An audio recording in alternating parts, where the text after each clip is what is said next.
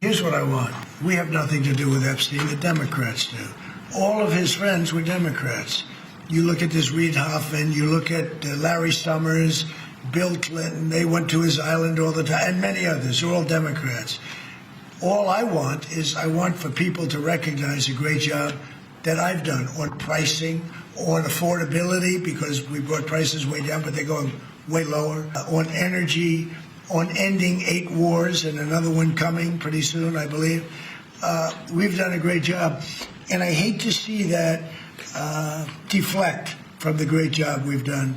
So I'm all for it. You know, we've already given 50,000 pages. You do know that. But no matter what we give, it's never enough. You know, with Kennedy, we gave everything and it wasn't enough. With Martin Luther King, we gave everything and it's never enough. We've already given, I believe the number is 50,000 pages. 50,000 pages. We'll see what happens. What I just don't want Epstein to do is detract from the great success of the Republican Party, including the fact that the Democrats are totally blamed for the shutdown. You know, they cost our country hundreds of billions of dollars with that, at a lot of inconvenience. We'll give them everything. Sure, I would. Let the Senate look at it. Let anybody look at it. But don't talk about it too much because, honestly, I don't want to take it away from us. It's really a Democrat problem. The Democrats were Epstein's friends, all of them. And it's a hoax. The whole thing is a hoax.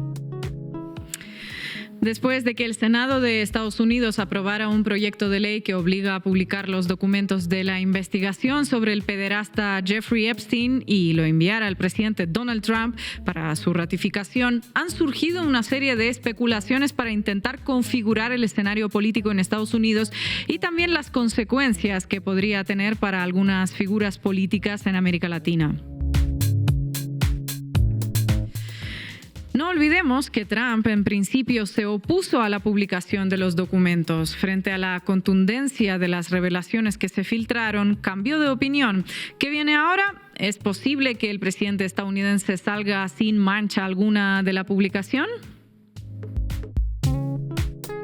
En el debate político de estos momentos hay dos certezas. Pase lo que pase, el futuro inmediato para Trump es de una baja en la popularidad y una secuencia de investigaciones que pueden tocar a sus socios y a los amigos que podrían declarar sobre otros asuntos, como el lavado de activos en el sistema financiero. Porque aunque lo que más ha sonado de los 20.000 correos electrónicos de Epstein ha sido la mención directa a Trump, en la que Epstein asegura que tenía conocimiento de sus crímenes y que había pasado horas con una de las víctimas, hay también datos de figuras políticas, millonarios y banqueros de varios países.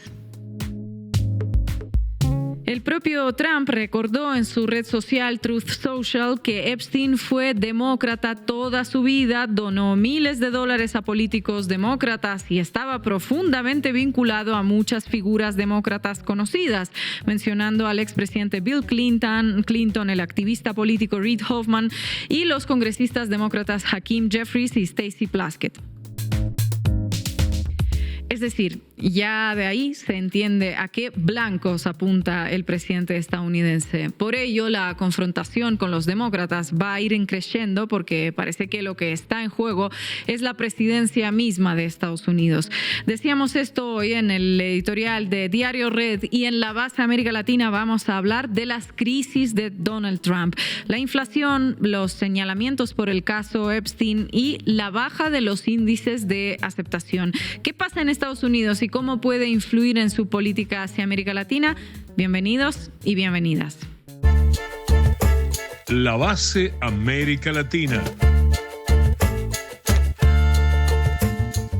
Los precios de todo suben, los índices de popularidad bajan, Trump dice que ha parado 7, 8, 15 guerras, está el caso Epstein ahí de fondo. ¿Qué pasa en Estados Unidos, Marco? Pasa que la casa no está en orden y Trump lleva 8 meses y los índices van para abajo, los precios para arriba y tiene varias crisis que están detonando, así que no sé si se le sale de control, pero por lo pronto la situación es bastante adversa para el presidente republicano. Estefanía, hoy Masterclass hablas de eufemismos por parte de los medios gringos, ¿no? Totalmente. Hay países en los que hay palabras que se permite decir. No es el caso de Estados Unidos. Entonces vamos a ver qué palabras eligen los medios estadounidenses para comunicar qué pasa en ese país. Y hoy también vamos a contar con la comunicadora, periodista de Breakthrough the News desde Nueva York, Zoe Alexandra. Arrancamos, Juanma. Debí tirar más datos. Con Marco Teruggi. Donald Trump lleva 308 días en la Casa Blanca y los números no le sonríen. Así lo muestran diferentes sondeos publicados en estos días que reflejan que los niveles de popularidad del presidente republicano están a la baja, no solo entre ajenos, es decir, demócratas, sino también en muchos casos entre los propios, o sea, republicanos. Trump, el invencible, no lo es y más bien su erosión como presidente es rápida.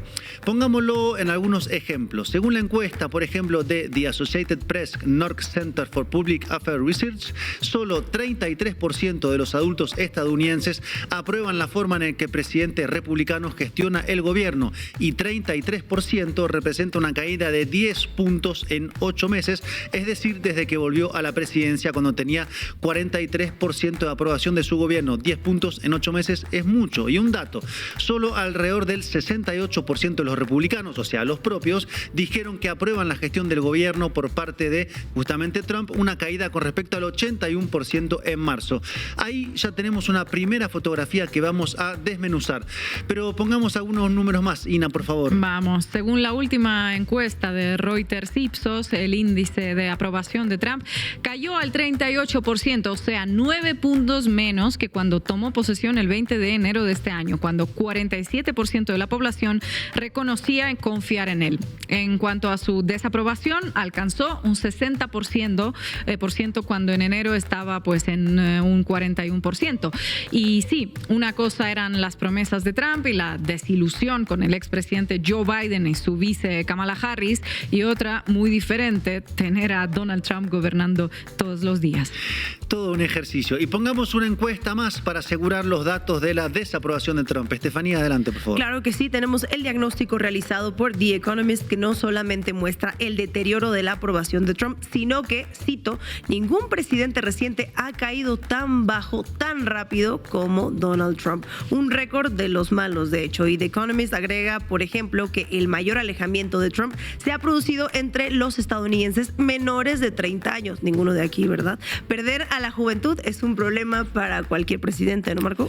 La juventud y otros sectores más como los latinos, pero no nos adelantemos todavía y vayamos desmenuzando las razones de esta caída veloz de la aprobación de Trump, caída que no quiere decir que sea su final, ni mucho menos en particular para un político que sabe rebotar como es Trump, pero que sí es indicativo de un estado de ánimo social creciente que le es adverso. Y empecemos. Recordarán uno de los dichos más famosos de la política estadounidense, ese de "es la economía, estúpido". Claro que sí, la economía, siempre la economía. Y es ahí donde el presidente enfrenta su mayor desaprobación, siguiendo con The Economist. Los dos principales problemas de la población son la inflación y el empleo, o sea, la economía. ¿Y recuerdan cuál era una de las promesas principales de Donald Trump durante su campaña? Bajar justamente la inflación, lo que le permitió, por ejemplo, permear electoralmente entre las capas populares latinas o afroamericanas. ¿Y cómo están los datos de inflación ahora? Bueno, objetivamente hablando, subió el 3% desde enero hasta septiembre. Digo objetivamente porque hay que analizar la inflación en varios aspectos. Se trata de un número, primero, menor al pico del 9.1% de Biden en 2022, pero que si le agregamos la variable subjetivo es distinta, porque una cosa es el aumento como tal y otra cómo es percibido por la mayoría de la población, en este caso de Estados Unidos, según sus propios parámetros de lo que es una inflación alta. Pero además, si se desagrega el dato total de la inflación en rubros, se observa que lo que más aumentó fueron los alimentos, 15% en carne de vacuno y 20% en café, para poner dos ejemplos según el último índice de precios al consumidor. O sea, productos de la vida cotidiana que son los que más afectan a la gente y productos que además fueron objeto de políticas arancelarias de Trump, no lo olvidemos. Exactamente, y se había advertido. Y adivinen quién estuvo justamente renegociando los aranceles que había impuesto de manera unilateral a Brasil: Donald Trump. El jueves pasado retiró 40% de aranceles puestos a productos como justamente carne vacuna, que aumentó 15% en Estados Unidos, o café, que aumentó 20% en Estados Unidos. Inesperado, y un puntito para Lula, el encantador de serpientes. Y además, Trump andaba, digamos que, negando los problemas de la inflación. Escuchémoslo unos segundos. When I came into office, Victor, 2 days into office, they were screaming at me about the cost of eggs. I was there for 2 days. Eggs had quadrupled. And I said, listen, I just got here. Let me check it out. And they were right. Eggs had gone up by 3-4 times. Within a period of a few months, we had eggs down to a normal cost. We did a great job on groceries and affordability. The only problem is the fake news. You people don't want to report it. The fake news yesterday, they talked about that. They said, I don't want to talk about affordability. The reason I don't want to talk about affordability is because everybody knows that it's far less expensive under Trump than it was under Sleepy Joe Biden. And the prices are way down. Negar los problemas, una solución rara vez recomendable en política, en particular cuando es un tema tan sensible sobre el que se había prometido tanto. ¿Y qué pasó con la promesa de Make America Affordable Again? O sea, hacer América asequible otra vez. A las promesas se las llevan los tiempos de mandato. Y la inflación no es lo único que molesta a los estadounidenses e impacta en la popularidad de Donald Trump. También está el caso Jeffrey Epstein.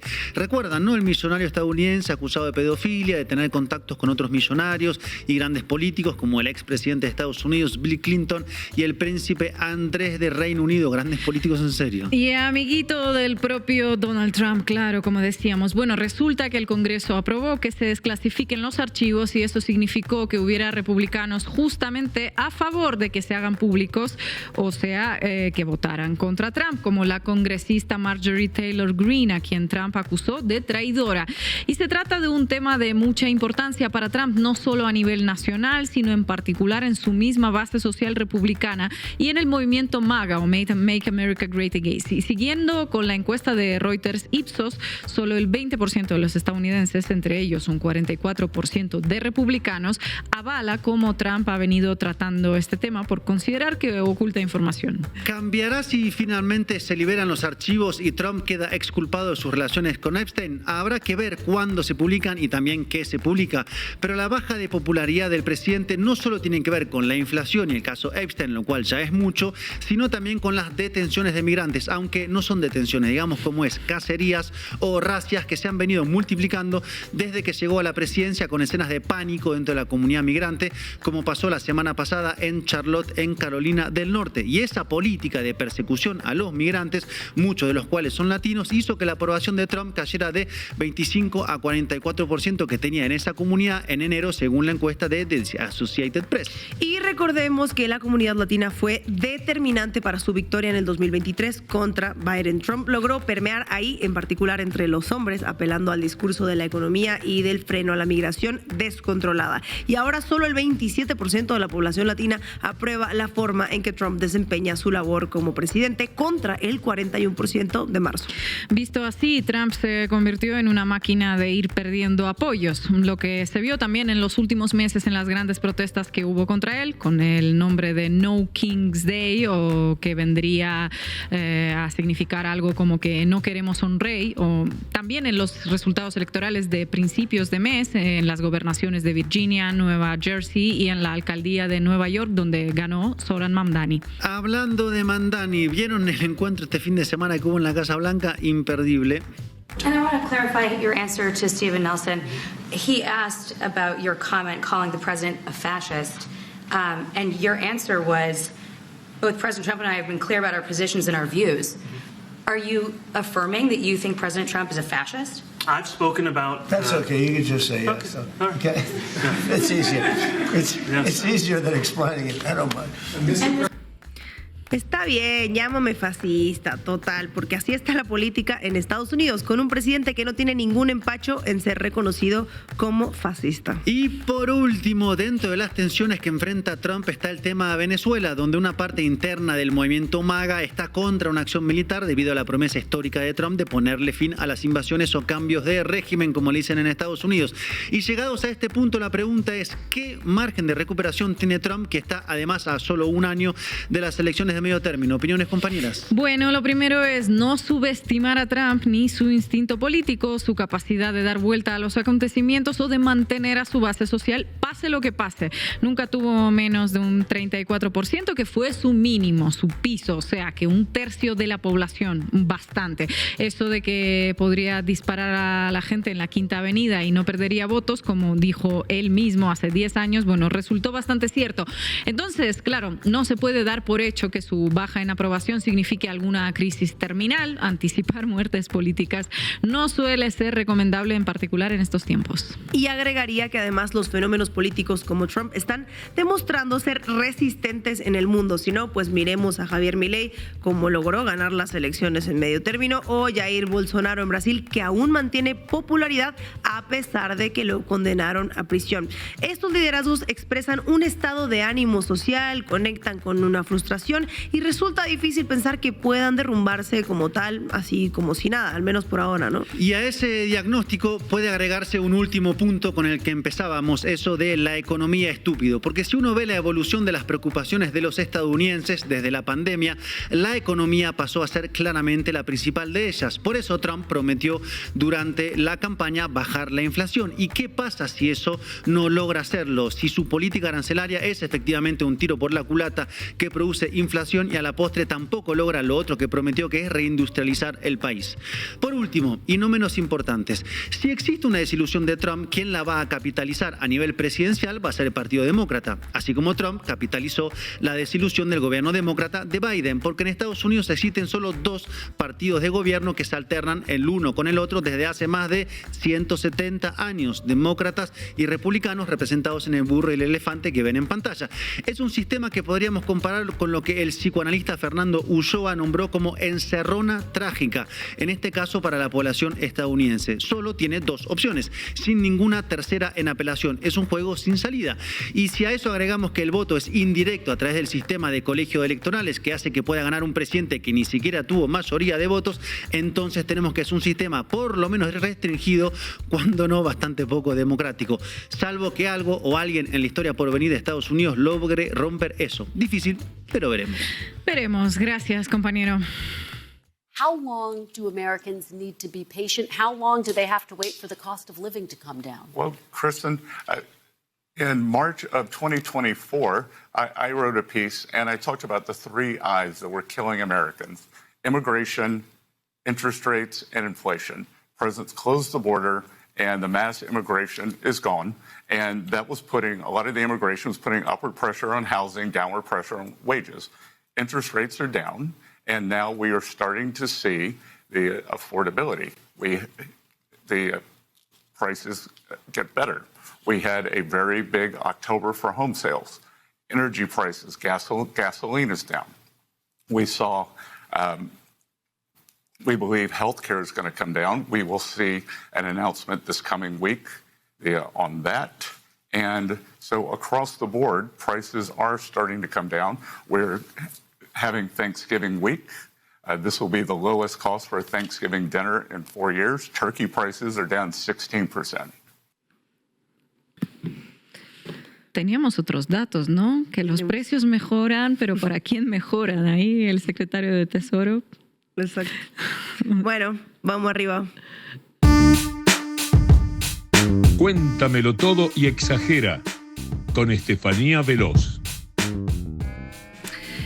¿Ustedes cómo le llaman a la situación que viven los países cuando la población no puede comprar alimentos, no puede tener vivienda, educación, cuidado infantil y atención médica? ¿Ina, alguna idea? Bueno, planteado así suena como a una crisis económica, ¿no? Depende. depende, porque los medios estadounidenses utilizan el término crisis de asequibilidad, básicamente un eufemismo de crisis económica. ¿Por qué será que no le dicen simplemente crisis económica con lo sencillo que es crisis económica? Bueno, Marco, porque el país con la economía más importante del mundo no puede tener crisis, menos con el presidente que haría América grande otra vez. ¿O sí? Bueno, vamos a ver. The Guardian publica: los estadounidenses están sintiendo el dolor de la crisis de asequibilidad. No hay margen de maniobra. Pero vean este otro artículo de The Wall Street Journal titulado ¿Cómo es realmente mantener una familia grande con un ingreso modesto en América? El artículo nos muestra a Michael, quien gana $34,000 al año haciendo mantenimiento y trabajo de limpieza para el distrito escolar local, manteniendo así a una familia de 5. Pero a ver, pon esto en contexto, por favor. $34,000 anuales es un salario modesto en Estados Unidos, como dice el periódico. Bueno, según el Departamento de Salud y Servicios Humanos estadounidense, el nivel federal de pobreza para una familia de 4 en el 2025 es de $31,200. Michael, citado en el artículo, gana apenas $2,800 más que el umbral de pobreza. De hecho, el Instituto Living Wage Calculator calcula que una familia de 4 necesita $68,000 al año para vivir más o menos bien, y eso en el área rural más barata de Estados Unidos. Imagínense en Y ciudades si grandes. Michael gana la mitad, entonces pues es pobre, no es modesto, humilde, como lo llama el artículo, ¿no? Pero The Wall Street Journal usa modesto 17 veces en el artículo. Nunca usa la palabra pobreza. Y al final la conclusión del artículo parece ser esta que les voy a leer. Los costos de servicios básicos como la vivienda y el cuidado infantil y la educación se han disparado. Esto es especialmente cierto considerando el aumento en los estándares de crianza, lo que obliga a muchos padres de clase media a adoptar una forma de crianza más enriquecedora y costosa. ¿Quién les mandó a tener hijos? En conclusión, no tengan tantos hijos, y si los tienen, pues no aspiren a tener estándares de crianza como, no sé, como que puedan ir sus hijos a la universidad o, por ejemplo, comer 3 veces al día. El sueño americano, básicamente. Político, este medio añadió otra capa. El 19 de noviembre publicó crisis de asequibilidad inminente golpea a estadounidenses con seguro médico a través del trabajo. El artículo menciona que 165 millones de personas verán subir sus primas 7% anual, mientras los salarios suben solo el 3%. 165 millones, es casi la mitad del país perdiendo acceso a salud, justo después de que hace un año el caso de Luigi Mangione expusiera el negocio de la salud en Estados Unidos. Pero Político llama a esto presiones de asequibilidad, no un colapso del sistema de salud en parte, y el artículo cita a un experto en política de salud diciendo que los empleadores están navegando un panorama complejo. Nunca cita a trabajadores diciendo no puedo pagar mi seguro médico, que es lo que está pasando. Claro, porque si el costo del seguro médico sube más que el salario, tenés que recortar gastos, entre otras cosas como detalles de la vida, vivienda, alimentos. Bastante indignante, la verdad. Y si esto es indignante, Marco, la dimensión alimentaria es aún más dramática. ABC News reportó el 22 de noviembre, bancos de alimentos, despensas ven aumento en demanda después de que beneficios SNAP se detuvieron. Casi 42 millones de estadounidenses, más que toda la población de Canadá, perdieron un promedio de $640 mensuales en ayuda alimentaria cuando la administración Trump terminó los programas sociales, es decir, el programa de asistencia nutricional suplementaria el 1 de noviembre. Si los bancos de alimentos y las organizaciones de combate contra el hambre están viendo un aumento en la cantidad de personas que hacen fila para recibir paquetes de alimentos, pues estamos hablando de una evidente crisis económica, ¿no? Y Feeding America reporta que las visitas a bancos de alimentos aumentaron 40%. Fueron de 43 millones a 60 millones de visitas mensuales en noviembre. Make America Eat Again. En Argentina, por lo menos, las colas en los comedores comunitarios son indicadores bastante claros de la crisis alimentaria, que es crisis en general. Pero no se plantea así en ninguna parte de este artículo. Y es curioso que la terminología y los estándares de pobreza que salen de las altas escuelas estadounidenses, como crisis alimentaria, pobreza alimentaria, crisis de salud, sean aplicadas a otros países, pero en Estados Unidos no se usen para describir lo que sucede dentro. Forbes publicó cómo los empleados de supermercados están en el centro de la crisis de asequibilidad de los alimentos. Ojo, asequibilidad. O sea, esto es un tema de que te alcanza o no te alcanza para comer. No es una crisis, no es ser pobre. Y el artículo dice que los testigos más directos son los trabajadores de los supermercados. impuestos. Y dice así: cambios en patrones de compra. Por ejemplo, cita a Cintia Hernández, auxiliar de atención al cliente en un supermercado de Los Ángeles. Abro comillas: el impacto emocional es visible y real. He visto a clientes visiblemente angustiados e incluso llorar en la caja al darse cuenta de que no pueden permitirse la comida que necesitan. Y al mismo tiempo, los empleados y cajeros del supermercado están en el centro de la crisis de asequibilidad alimentaria. Muchos de sus clientes no pueden permitirse suficientes alimentos de buena calidad o están optando por productos de menor calidad o más procesados. Estados Unidos te da dos opciones: o no te alcanza para comer sin ayuda del Estado, o te alcanza para comer productos de mala calidad, que por cierto se venden mucho en países con pocas regulaciones, y los llama cambios en patrones de compra. Me recuerda a unos titulares conocidos. Antes compraba buen pan, ahora compro un pan más barato, cambio en patrón de compra. No tiene que ver con Lego, ¿no? De hecho, este mes el medio financiero The Economic Times publicó: la crisis del costo de vida en Estados Unidos se profundiza. El 68% ahora vive de sueldo a sueldo. No lo llama crisis económica, no llama esto pobreza, es solo una crisis de costo de vida, como este problemita de asequibilidad. No eres pobre, solo tienes un problema de asequibilidad. ¿Y cómo hablan de esto en la televisora de confianza del presidente Donald Trump, el presidente que dijo que mejoraría la economía de Estados Unidos tan solo regresar a la Casa Blanca? Because next year is the crucial year. Next year, you have the tax cuts that set in, all the trade deals, all the foreign investment flow in. And if you could get rates down and start fast-tracking power plants and housing startups, you can really, really create a boom. But the American people need to help themselves, too. The government can't do everything. You got to snatch the American dream. You got to sacrifice. When you're young, you got to bust your butt. You got to fall in love. You got to take risks. You got to save money. All of those things are out there for the taking. You just have to grab it. El típico, el pobre es pobre porque quiere, el sueño americano ahí está, dicen en Fox News. El gobierno no tiene que hacerlo todo, ni puede. Esto no es culpa de Trump, es culpa del pobre.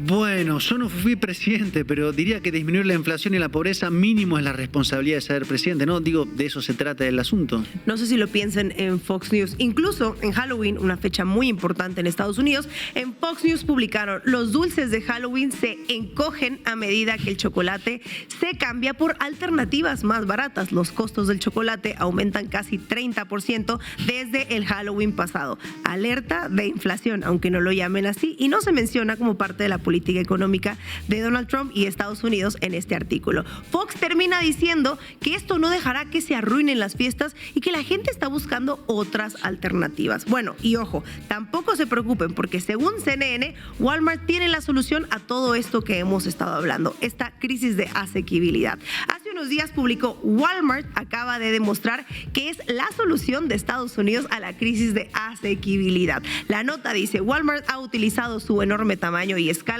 para reducir los precios e invertir miles de millones de dólares en inversión, como aumentar los salarios, mejorar las tiendas y construir una red logística para las compras en línea. Y dice que el trimestre pasado las ventas de Walmart en Estados Unidos aumentaron 4.5%, superando a otras tiendas. En otras palabras, la solución a la crisis económica la tiene Walmart. Es Walmart, de hecho, esta no me la esperaba. Walmart, que se enriquece con la crisis económica, termina siendo el bueno de la película. Claro, y que se plantea una empresa privada como la solución es por lo menos debatible. ¿Por qué no le piden al Estado? Digo yo. Por cierto, parecería que esto de, como dice el dicho, rascarse con sus propias uñas, una de las agendas que vimos en Fox News hace un rato, se contrapuso recientemente porque está siendo un tema en la administración de Trump, como nos contaba Marco, y de hecho se abordó, pero a partir de una reunión que hablábamos hace un rato. Déjame adivinar, la reunión de Mamdani, el nuevo alcalde de Nueva York, con Trump, el fascista que no tiene problema en decir soy fascista, y le da un golpecito en el hombro. Exactamente, cuando Mamdani explica que su control universal de rentas, transporte público gratuito, guarderías universales, Medicare para todos los neoyorquinos son soluciones a esta crisis de asequibilidad, y Trump dice que está de acuerdo, resulta que los republicanos siempre estuvieron de acuerdo con esto. Es más, era su agenda mucho antes, primero que nada. When you talk about elections, when you talk about things that matter, it's affordability, not the Epstein files, not all this other stuff on the side. It's affordability. And one thing that the president has in common with the mayor-elect of New York is they both are talking about affordability, and that's their focus. Where they differ is how to make things affordable. One is tax the rich. The other is grow the economy. But I was just amazed how well they got along. Of course, Mamdani is inheriting a city and all the problems from a long line of Democrats and Democrat policies. But, of course, Mamdani and socialists are not the only ones who have been addressing this issue of affordability. President Trump has been talking about it. And, of course, the late Charlie Kirk was one of the most visible and eloquent people talking about this issue and talking about the importance of getting younger people purchased into the economy so that they start to value the importance of not only America, but also free markets. Qué curioso, ¿no? Ahora resulta que la agenda social y la preocupación por las familias estadounidenses siempre ha sido suya. Siendo ellos quienes celebran los recortes de impuestos a los ricos y los recortes en gasto social. Entonces, utilizar crisis de asequibilidad en lugar de crisis económica, claro que suena menos alarmante y es un eufemismo que describe síntomas sin nombrar el problema de fondo y sin mencionar responsables, en este caso Trump y su política económica. En cambio, crisis económica es una expresión que demuestra un colapso sistémico completo donde hay claros culpables y por eso no la usan, porque eso de ser pobre pues es para otros países. Y esto es un refugio narrativo del sistema mediático que no puede admitir que en el país más rico del mundo a mucha gente no le alcanza para vivir, comer, enviar a sus hijos a la escuela o darse el lujo de enfermarse. Gracias, compañera. Through it all, I never changed or went back on my campaign promises and only disagreed in a few areas, like my stance against H-1Bs replacing American jobs, AI state moratoriums, debt-for-life 50-year mortgage scams, standing strongly against all involvement in foreign wars, and demanding the release of the Epstein files. Other than that, my voting record has been solidly with my party and the president. America first should mean America first and only Americans first, with no other foreign country ever being attached to America first in our halls of government. Standing up for American women who were raped at 14 years old, trafficked and used by rich, powerful men should not result in me being called a traitor and threatened by the President of the United States, whom I fought for. A Buena Entendedora, con Ina Afinogénova. ¿Para quién está gobernando Donald Trump? ¿Quiénes se están beneficiando y quiénes son los perjudicados por las acciones de gobierno? ¿Hacia dónde fluye el dinero del Estado y en qué áreas se está recortando? Responder a estas preguntas suma más elementos para explicar la acelerada caída de la imagen positiva de Donald Trump. Y la respuesta la podemos encontrar detrás de la One Big and Beautiful Bill, una ley grande y hermosa. No es el título de una poesía de Walt Whitman. ¿Qué hay detrás de ese arrebato lírico de la gente naranja? Nada que ver con la poesía. Nos tenemos que meter en el árido mundo de las tablas de Excel. La llamada ley grande y hermosa es el presupuesto elaborado por la administración Trump que entró en vigor el 4 de julio pasado.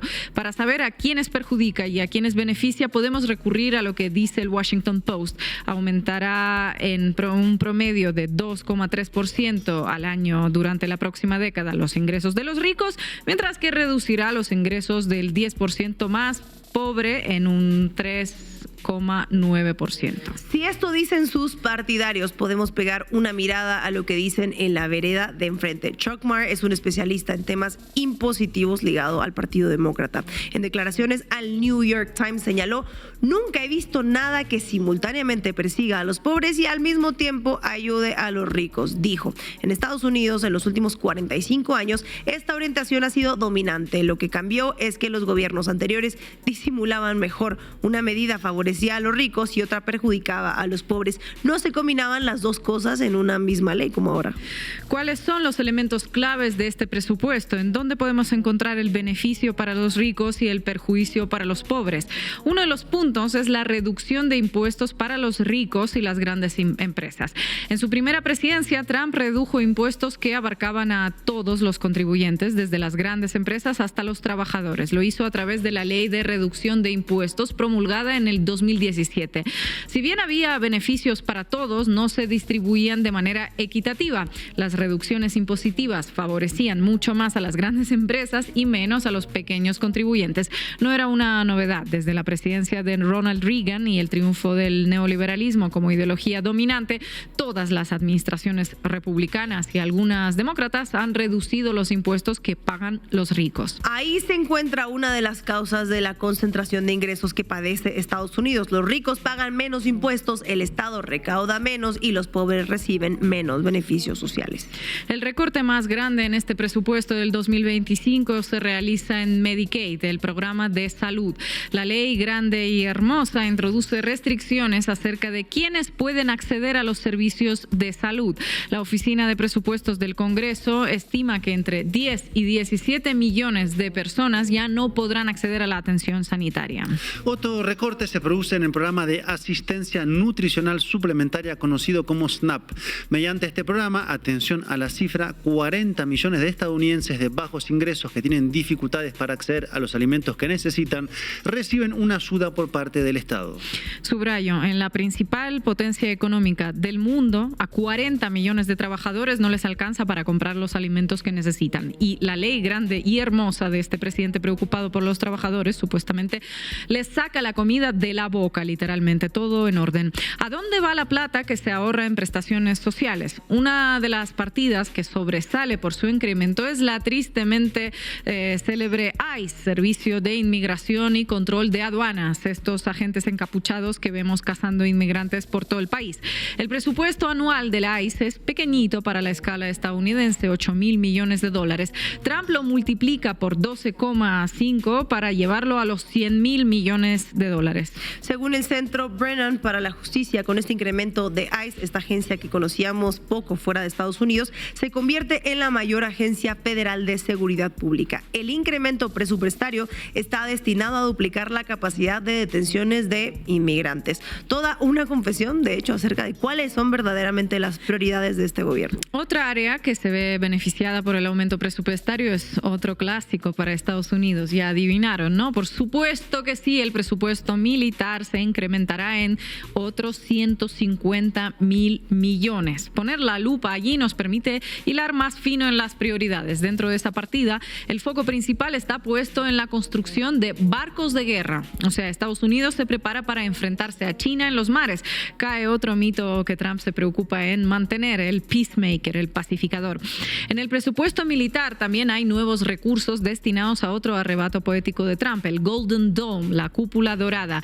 $20,000 millones de incremento destinados a desarrollar capacidades antimisiles y espaciales. Una preocupación que crece entre los altos mandos de defensa a medida que Rusia, Irán y China exponen el desarrollo de misiles hipersónicos. El presupuesto militar también prevé unos módicos $34,000 millones destinados a modernizar la cadena de suministro de municiones. La debilidad de ese eslabón del complejo militar industrial quedó al desnudo con la guerra de Ucrania. La totalidad de los países que integran la OTAN está produciendo alrededor del 25% de las municiones de artillería que produce la industria de Rusia, solamente un cuarto.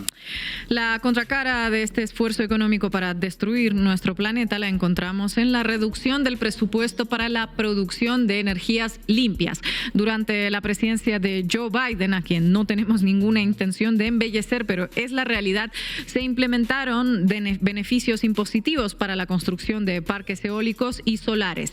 En este 2025, esas fuentes de energía por primera vez superaron la generación de electricidad mediante plantas que queman carbón. En el marco de la Ley de Reducción de la Inflación de la administración anterior, se invirtieron más de $300,000 millones en este rubro y pues había en camino inversiones por $500 billion. ¿Qué consecuencias puede tener esta medida? Se ralentizarán las inversiones en energías limpias y ayudarán a China, que ya es líder en producción de molinos de viento, paneles solares, baterías y autos eléctricos, a sacar mayor ventaja a Estados Unidos. Otro ítem revelador del rumbo de la administración de Trump se refiere al pago de la deuda estudiantil. Los valores muy elevados que tiene la matrícula en las universidades de Estados Unidos lleva a que los estudiantes se endeuden para estudiar. La nueva legislación desmantela el programa de pago de deuda estudiantil y como resultado cada estudiante en promedio deberá pagar $2,929 por año. Tomado en su conjunto, el nuevo presupuesto agrava otro problema que afecta a Estados Unidos y en particular al estatus del dólar en el mundo. El déficit del Estado se incrementará en 3.3 billones de dólares. Aprender la maquinita que habrá que imprimir billetes. Que con eso no habrá ningún problema, supongo. La caricatura para almas cándidas que Donald Trump construye de sí mismo dice que está preocupado por el bienestar de los trabajadores blancos, que entre la industria y las finanzas prefiere la industria y que tiene una atracción irrefrenable por el acero y el petróleo. El presupuesto aprobado y la biografía de Donald Trump nos permiten construir un perfil bien distinto.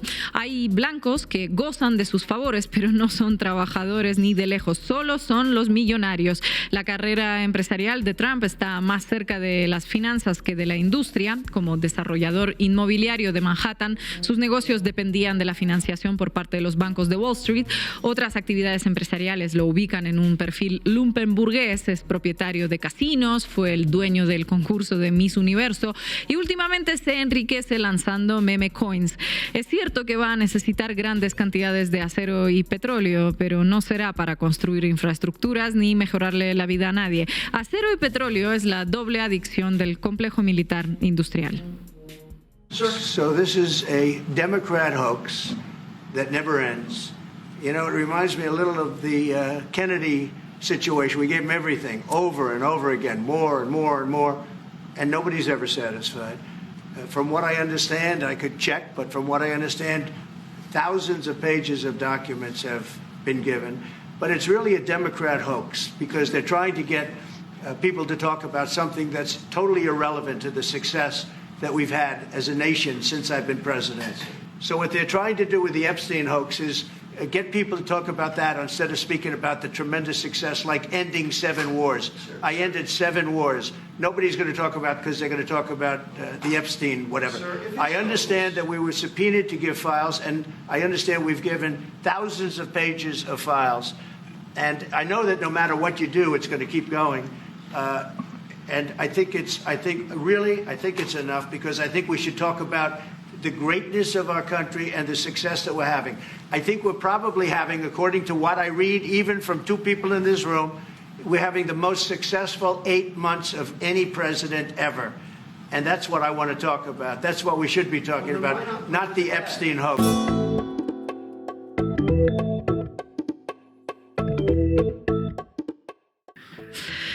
Y hoy nos acompaña Zoe Alexandra, ella es comunicadora, periodista de Breakthrough the News desde Nueva York. También publicó hace poco un libro titulado Why Venezuela, se lo recomendamos. Zoe, muchas gracias por estar en La Base.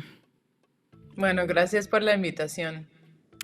Zoe, ¿cómo ves los ánimos ahí entre la población de Estados Unidos? Porque vemos que los índices de aceptación de Trump están bajando bastante. ¿De qué nos habla este dato en concreto? Bueno, es un momento interesante. Ya hace poco cumplió un año desde la victoria de Donald Trump en las elecciones el año pasado, triunfando sobre Kamala Harris. Y vemos que muchas de las cosas que él prometió claramente no fueron cumplidas. Por ejemplo, él dijo reiteradamente que era un presidente contra la guerra, que era un presidente de paz. Y lo que ha hecho en todo su mandato hasta ahora es instigar y fomentar guerras en todo el mundo.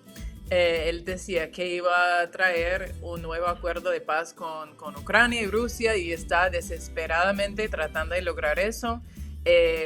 Consiguió un mínimo cese bilateral al fuego en Gaza, pero vemos que eso casi no se sostiene en la práctica.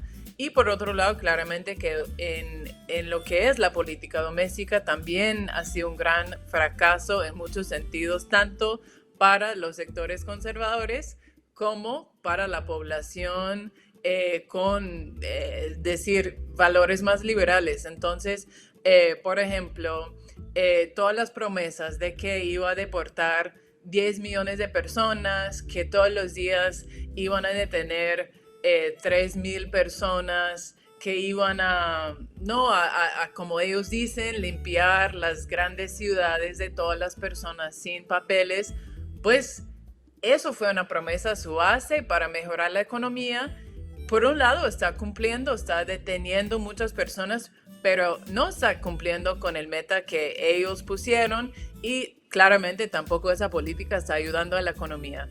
Entonces está incumpliendo a esos sectores que comieron el cuento xenofóbico, pero también las violaciones de derechos humanos muy graves que estamos viendo en las grandes ciudades con el despliegue de la Guardia Nacional y el despliegue de la Guardia de la Frontera, está también generando un rechazo general en la población. Entonces tiene muchas cosas en su contra, generando muchas contradicciones dentro de la población y claro, sobre todo, los índices económicos no están dando muy bien para él y toda su política, que ya sabemos que en el shutdown que pasó hace un mes, que terminó hace poco, generó daños bastante graves en la economía y en lo que es la asistencia financiera alimentaria para las familias más pobres. Entonces estamos en un momento bastante crítico en el que las personas están un poco hartos con lo que viene pasando y no están viendo nada de promesas, de cumplimiento y todo. Y nada más para agregar que lo de Epstein cae como una bomba en medio de todo eso. Zoe, gracias por estar en la base América Latina. Te pregunto por el movimiento MAGA. Uno desde afuera, en algunas declaraciones, percibe fisuras, desacuerdos, el caso Epstein, incluso la amenaza sobre Venezuela. Ese universo, ¿cómo está? ¿Está efectivamente atravesando un momento de problemas? Claro que sí, están en una crisis profunda que realmente es producto de todas las contradicciones que MAGA contiene, porque si bien Donald Trump logró aglutinar muchos sectores de la derecha en Estados Unidos, esos sectores no se pueden convivir juntos, porque por un lado tienes personas con ideología supremacista blanca, por otro lado tienes personas que no son blancos, el hecho es que sí, no son blancos, pero creen en políticas neoliberales, de austeridad, de todo, de favorar, dar más privilegios a las corporaciones. Entonces, en muchos momentos hemos visto choques dentro de ese campo. Por ejemplo, lo que pasó con Elon Musk, muchos actores que son muy controversiales. El asesinato de Charlie Kirk también provocó un gran terremoto dentro del campo de MAGA, y ahora con el cierre del gobierno y con la presión de varias partes de no soltar los archivos de Epstein, eso generó otro terremoto, y esa vez un poco más grave, porque tenías dos figuras que son bastante visibles, Thomas Massie y Marjorie Taylor Greene, del campo de MAGA, insistiendo en que soltaron el archivo de Epstein y rechazando el rol que juega Israel en la política estadounidense, que, desde nuestra perspectiva antiimperialista sabemos que no es que Israel tiene injerencia en Estados Unidos, sino que Estados Unidos efectivamente usa a Israel como su peón. Sin embargo, ellos tienen esa perspectiva, y con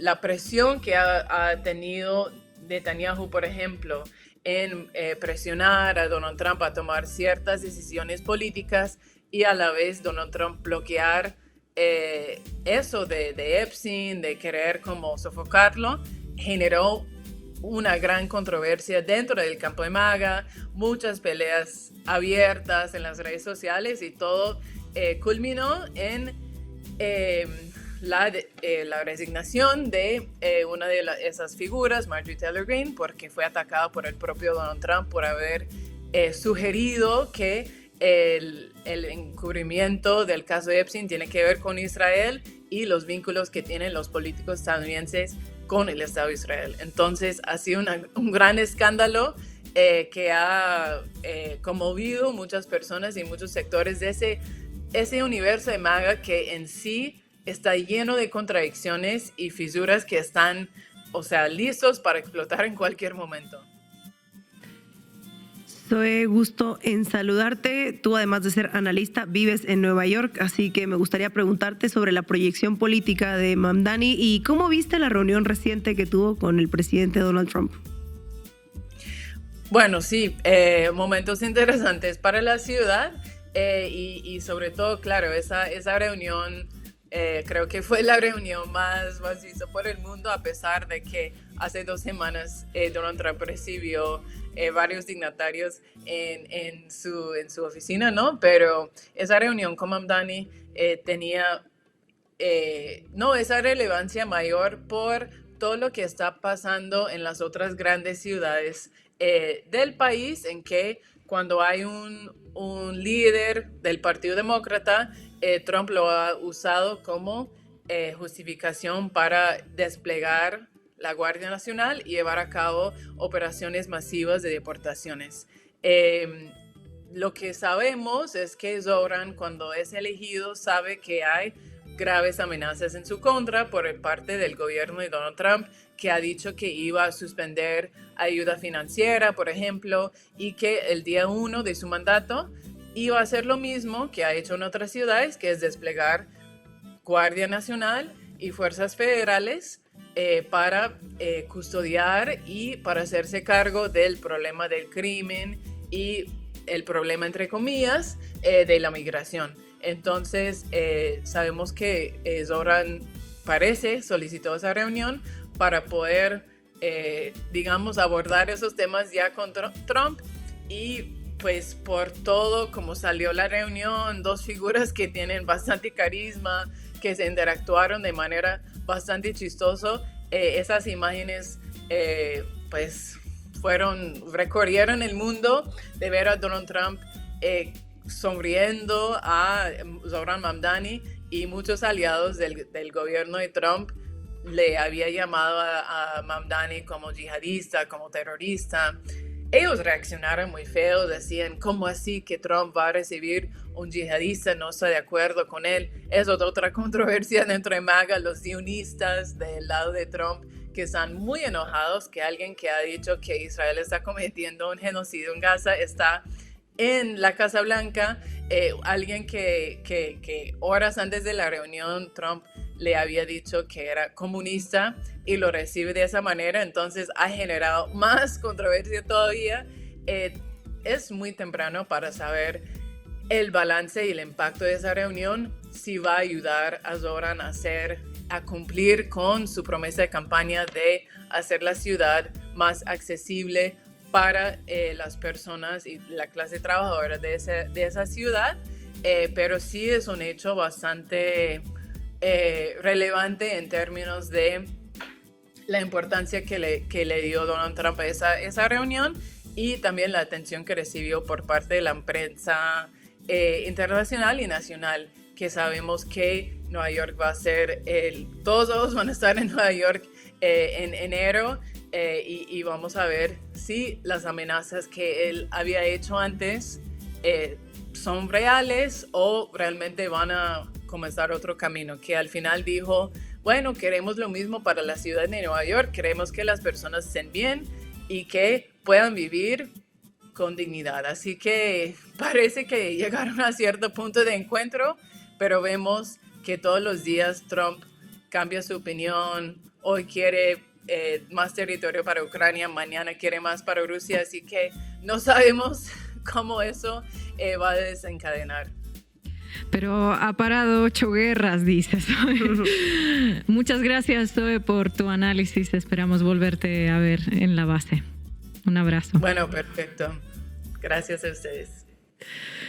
Y llegamos al final del programa. No se olviden de suscribirse al canal La Base América Latina en YouTube, ponerle un me gusta, un comentario a este programa, y también pueden apoyar nuestro trabajo haciéndose socias y socios de Canal Red, escaneando QR que les dejamos en pantalla.